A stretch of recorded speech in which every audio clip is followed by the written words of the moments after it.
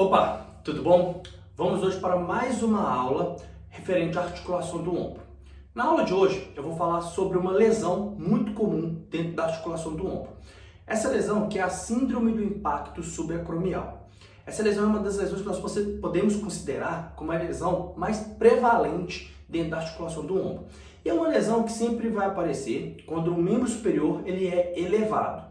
E vai aparecer em diversas pessoas. Ela é mais comum na faixa etária entre 20 e 25 anos até 40 anos, podendo acontecer antes ou depois, dependendo de alguns fatores. Porque essa lesão, a síndrome do impacto subacromial, ela pode ser estrutural ou funcional. E o que seria isso? Estrutural é porque algumas pessoas podem nascer com o que a gente chama de acrômio imbíquo. E para deixar também claro, a síndrome do impacto subacromial, ela vai acontecer ali onde o húmero, vamos imaginar aqui que eu tenho a cabeça do húmero encaixada na cavidade glenoide. Esse espaço entre o acrômio e a cabeça do húmero, nós chamamos de espaço subacromial. Nesse espaço passam alguns tendões, como o tendão do bíceps, tem a bursa subdeltoide. Então, quando esse espaço, a cabeça do húmero, ela entra em atrito com o acrômio, isso gera um processo inflamatório. E esse processo inflamatório é diagnosticado como a síndrome do impacto subacromial. E o processo inflamatório pode ser tanto na bursa quanto no tendão dos músculos, E na questão da síndrome do impacto subacromial, ocasionada por uma questão estrutural, como eu havia dito, é a pessoa que nasce com acrômio imbíquo. Ou seja, se o acrômio ele tem mais ou menos esse formato, essa pessoa ele nasce com ele imbíquo, ele fica como se fosse um gancho assim. Então na hora que eu vou fazer a abdução de ombro e eu tenho um espaço subacromial diminuído devido ao acrômio sem bico, o meu húmero vai entrar em contato com esse acrômio e isso vai gerar o processo inflamatório devido ao pinçamento. Nesse caso específico, você vai saber isso, A pessoa vai sentir a dor, porque é uma síndrome que causa dor, causa também disfunção de movimento, a pessoa não consegue elevar o braço porque ela sente a dor.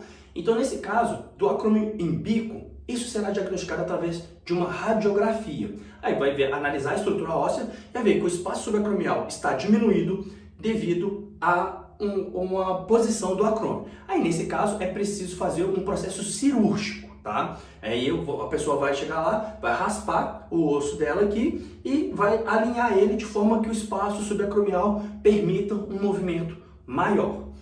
A outra forma que acontece a síndrome do impacto subacromial é devido a disfunções que ocorrem na articulação do ombro, no complexo do ombro. Isso pode ser por hiperatividade de algumas musculaturas, pode ser por encurtamento de outros, ou pode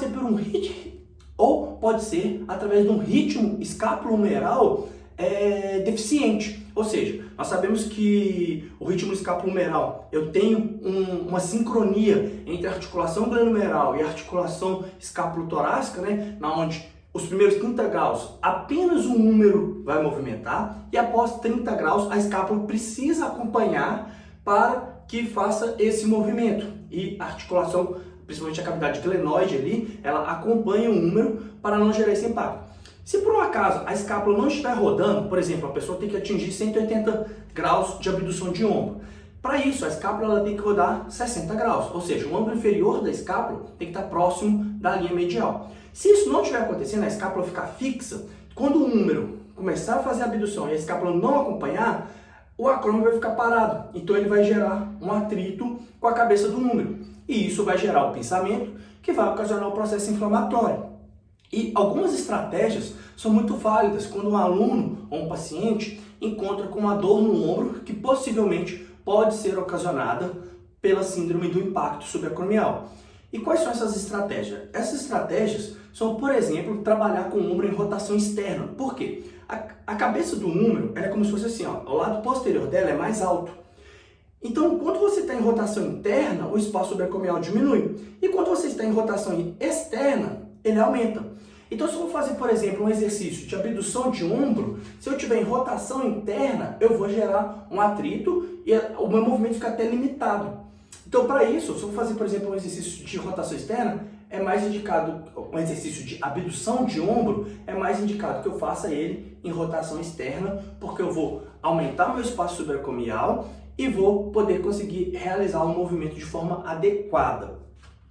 É claro que para isso eu preciso analisar o ritmo escapulohumeral, porque não adianta eu colocar meu ombro em rotação externa, mas a minha escápula não acompanha o movimento. Então por isso, igual eu sempre falo, deve-se ficar muito atento, pedir para o aluno às vezes tirar a camisa, no caso de mulheres estar com a camiseta mais cavada, para que você possa visualizar a movimentação da escápula desse indivíduo. E assim você vai poder entender se essa dor no ombro, essa síndrome de impacto é ocasionada por quê? Pelo ritmo escapulohumeral que não está acontecendo de forma sincronizada ou é alguma musculatura que está encurtada, por exemplo, o peitoral menor encurtado que inclina a escápula anteriormente e causando essa síndrome do impacto. Ou até mesmo a musculatura do ombro que não está trabalhando de forma coordenada ou está hiperativa, puxando muito mais um número. Então tudo isso precisa ser analisado. E isso, para os profissionais do movimento, é de extrema importância. Você precisa acompanhar esse tipo de movimento para evitar lesões. Porque, por exemplo, até para uma dona de casa, a síndrome do impacto, ela tem uma alteração muito forte até no dia a dia. Porque ela vai ter dor ao pegar uma panela, por exemplo, e colocar no armário em cima, ela vai ter dificuldade, porque ela sente dor quando ela eleva o braço, certo? E um detalhe muito importante que eu quero deixar para vocês aqui, antes de finalizar essa aula, é ficar muito atento. Muitas vezes as pessoas vão fazer um exercício de abdução de ombro e acredita estar em rotação externa, e na verdade não está. Uma forma muito fácil de você entender a posição de rotação externa é quando a sua fossa antecubertal está apontando para cima e o seu cotovelo apontando para baixo. Dessa forma você está em rotação externa. E claro, trabalhar no plano escapular vai fazer com que o ombro trabalhe na posição funcional dele. Então, se eu estiver em rotação externa, eu melhoro o espaço subacomial. E muitas vezes a pessoa, ela orienta pela mão. E esse que é o erro. Porque o húmero, ele não é dependente do antebraço. O antebraço, no caso, não é dependente do húmero. Então eu posso estar em prono ou supinação sem necessariamente rodar o meu ombro interno ou externamente. Então muitas vezes a pessoa está com a mão neutra, por exemplo, só que o ombro está rodado internamente, ou seja, a fossa antecubertal está apontando para frente. Isso é um indicativo de que o meu ombro está rodado internamente. Então se a pessoa faz a elevação assim, uma abdução de ombro, certamente ela está diminuindo o espaço subacromial e vai gerar um pinçamento. Se ela é uma pessoa que já tem um histórico de pinçamento no ombro, de uma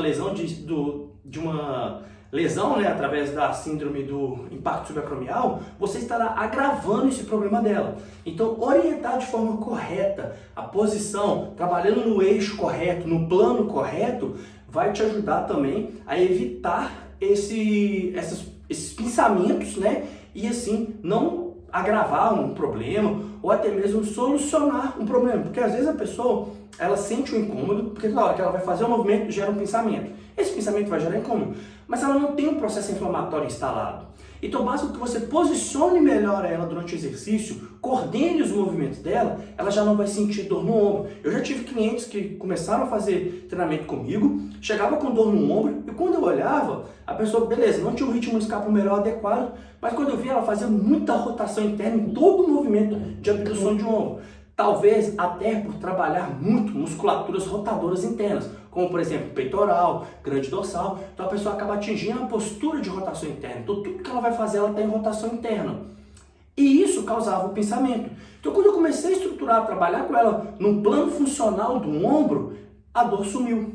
Porque ela não tinha um processo inflamatório instalado. Então como eu ajustei ela, a dor sumiu. Ou seja, a pessoa acreditou, você melhorou meu ombro. Na verdade, eu só coloquei ela para trabalhar num plano correto, no plano funcional do ombro, de forma que eu vou preservar a articulação dela. Então, quanto mais eu preservar a articulação, melhor será meu treinamento, mais efetividade eu vou ter na musculatura-alvo, mais sincronia, mais coordenação eu vou ter, mais conexão neural eu vou ter, e com isso eu vou ter uma melhora no meu treinamento.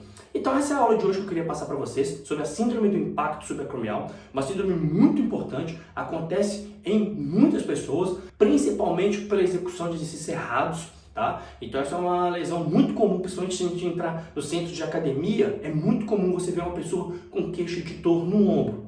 Então, saber olhar para aquele cliente e entender o que está acontecendo com ele vai ser de extrema importância para o andamento do seu trabalho. Então, espero que tenham gostado dessa aula sobre síndrome do impacto subacromial e até a nossa próxima aula.